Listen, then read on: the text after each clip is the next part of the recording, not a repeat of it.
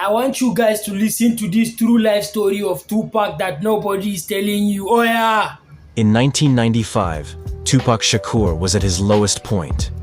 He was broke, serving time at Clinton Correctional Facility, and watching the world he helped build move on without him. He felt betrayed by the industry and abandoned by his friends. In his mind, all eyes were on him, judging him.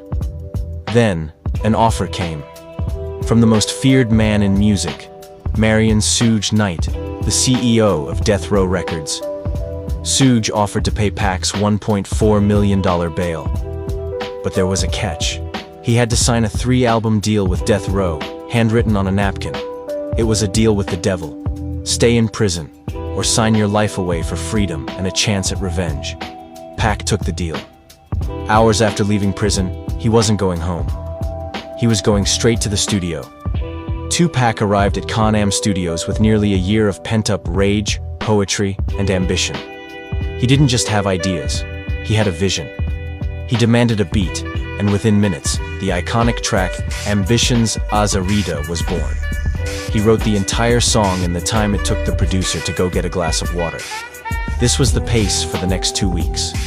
Pac was a creative hurricane, often completing 3 or 4 songs a day. He practically lived in the studio.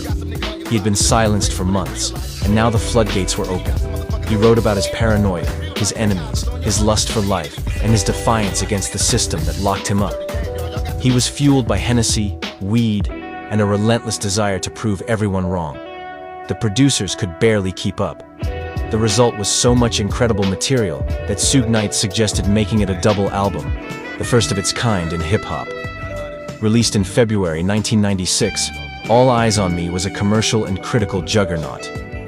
It was an unapologetic celebration of survival and success in the face of hate. The album debuted at #1 on the Billboard 200, selling over 500,000 copies in its first week.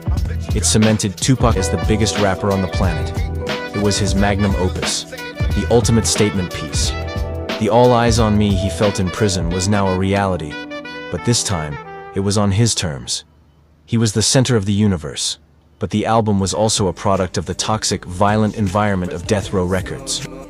The celebration was intense, but it was unsustainable.